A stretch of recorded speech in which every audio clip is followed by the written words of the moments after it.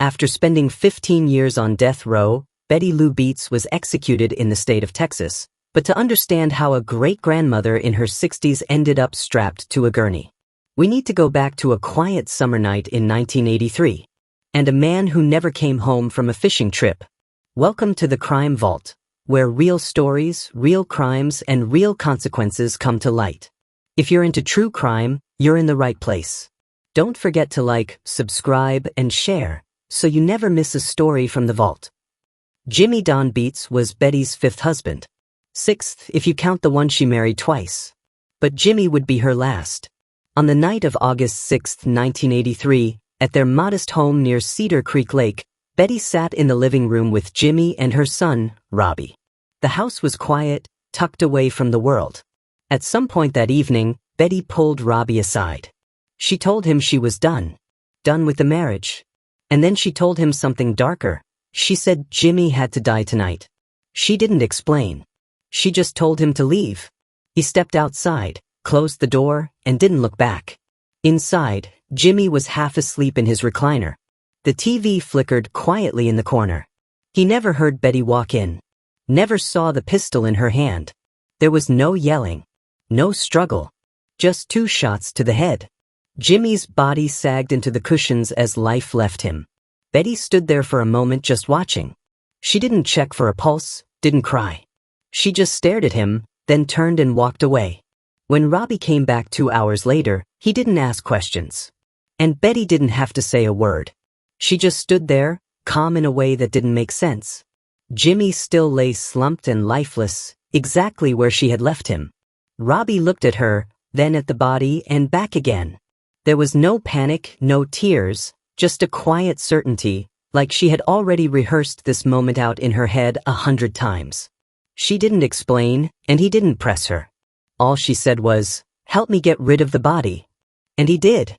Out in the yard, the old wishing well waited. It wasn't real, just a decorative pit made of bricks. Jimmy and Robbie had built it that summer. Together, they lowered Jimmy into it, careful, quiet. They wrapped him in layers, sealed the bricks, and poured concrete over the top. When they finished, the well looked untouched, like nothing had changed. But under that perfect surface, Jimmy was buried, hidden in plain sight. But how would they explain his disappearance? By morning, Betty had figured it out. Down at the harbor, she crushed Jimmy Don's heart medication and scattered the powder across the deck of his fishing boat. Robbie followed behind her, removing the propeller to make it look like a mechanical failure. Then he pushed the boat off the dock and let it drift out into the lake. After that, they went home and waited. Later that night, August 7, 1983, Lil Smith was working at the Redwood Beach Marina on Cedar Creek Lake, tucked between the small towns of Gun Barrel City and 7 Points. It was just after 1:00 p.m. when a few regulars noticed something bobbing out in the dark. It appeared to be a boat upside down. 2 men took off in a small vessel and brought the boat back to shore. Inside, they found a fishing license and the name printed on it, Jimmy Don Beets. Lil didn't wait. She called the Coast Guard first, then Parks and Wildlife, anyone who would listen. Officers started showing up within minutes. But something still nagged at her, so she pulled out the phone book and flipped to the B's. There was Jimmy Don Beets. And she dialed the number. No answer. She tried again. Nothing. On the 3rd call, someone finally picked up a woman's voice. It was Betty. Lil told her what they had found.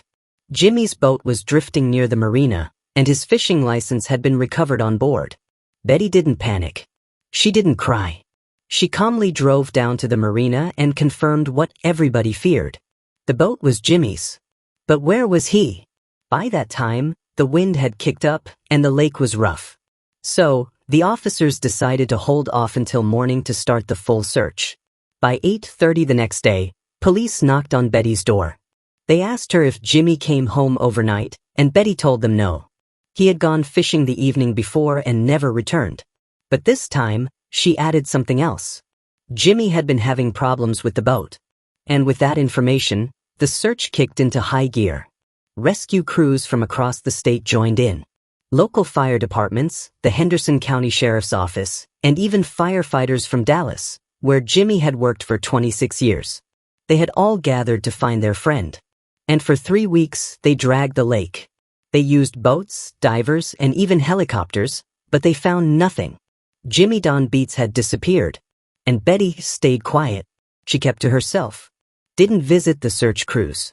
Didn't ask for updates. But one man did check in on her more than once. Denny Bourous, the fire department chaplain. He had known Jimmy for years. But every time he visited, Betty barely mentioned the lake or the crews or the hope that Jimmy might be found. Instead, she asked questions, very specific ones. She wanted to know if Jimmy had life insurance through the city and if she would qualify for his pension. Not once did she ask if they had found his boots or if divers were still out there. This didn't sit right with Denny, so he looked into it. Turns out Jimmy had around $110,000 in life insurance, and Betty would be eligible for $1,200 a month in pension. But there was a catch. Without a body, there would be a 7-year waiting period before any of it could be paid out. So, for a while, that was the end of it. For nearly 2 years, nothing happened. Until the spring of 1985. A tip came into the Henderson County Sheriff's Office. Anonymous. Quiet. But too specific to ignore. It suggested Jimmy's death wasn't an accident, and that Betty might be hiding something. Investigators started digging into her past, and on June 8th, deputies arrested her, then got a warrant to search the house she once shared with Jimmy. And what they found there stunned even the most seasoned officers. In the front yard, under a concrete-covered wishing well, investigators found what they had been looking for: human remains. Someone had been shot twice in the head and buried just steps from the front door. It was Jimmy. But that wasn't all. Behind the house, under a shed, investigators found another body, badly decomposed, hidden deep in the soil. It was Doyle Wayne Barker, Betty's 4th husband. And just like Jimmy, he had been shot with a .38 round and was buried like trash behind the home he once paid for. The .38 caliber collector's pistol they had already taken from Betty's house 2 years ago matched both killings. But how did 2 men end up dead in her yard? Investigators started looking into her past, and what they found wasn't just troubling, it was a pattern. Betty lost most of her hearing as a child after a bout with measles. Or at least that's what doctors said. But years later, she claimed the real damage came from her father, alleging physical and sexual abuse that was never documented in court until after her conviction. When Betty was 12, her mother was committed to a psychiatric hospital, and Betty took over raising her younger siblings. Her childhood ended early, and her adult life quickly unfolded in a string of broken marriages and police reports. She married for the first time at just 15 years old. Her husband, Robert Branson, fathered 6 of her children. For the next 17 years, they got entangled in a cycle of breaking up and getting back together until they eventually divorced in 1969. Over the years, Betty married 6 men in total, one of them twice. She later called most of those relationships abusive, but those accusations only came long after police had pulled 2 bodies from her yard. Her second husband, Bill Lane, was shot by Betty on 2 separate occasions, once in the abdomen and once in the back. He survived both times and even testified that he had threatened to kill her first. Betty never faced charges, and in a twist that underscored the chaos of her personal life, she remarried Bill not long after the shooting, only to divorce him again within weeks. In 1978, she tried to run over her third husband, Ronnie Thrill, with her car. He survived as well, and both he and Bill later testified against her in her final trial. And still, the pattern didn't stop. Betty's 4th husband, Doyle Wayne Barker, vanished in 1981.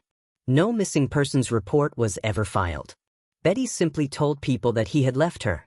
And because Doyle had a criminal record and a history of moving around, no one questioned it at the time. Betty continued living in the same house, and Doyle's disappearance didn't raise enough suspicion to trigger an investigation. Once both bodies were discovered, it didn't take long for investigators to connect the dots. But Betty's defense tried to shift the blame to her son Robbie, who had been living in the home with her and Jimmy. Maybe he had done it and she hadn't. But when he took the stand, everything changed. She told me she was going to kill Jimmy. Told me to leave. When I came back, he was already dead. He said he kept quiet for almost 2 years, to protect her. But now, he had to protect himself.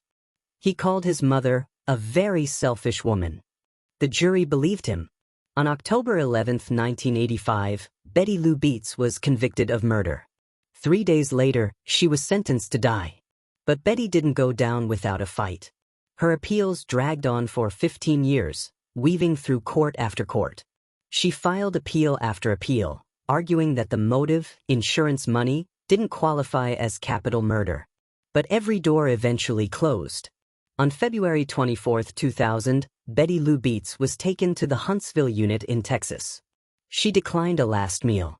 Didn't say much. Her attorney admitted, she's very scared. She doesn't want to die alone, strapped to that gurney. But that's exactly where she ended up. At 6:18 p.m., Betty Lou Beets was executed by lethal injection. She was 62 years old. She offered no final statement, no apology, no words at all, only a faint smile to her pastor. Then 2 coughs, and silence. In the witness room, Jimmy's son Jamie watched it all. She didn't look scared. She just lay there. No emotion, no regret.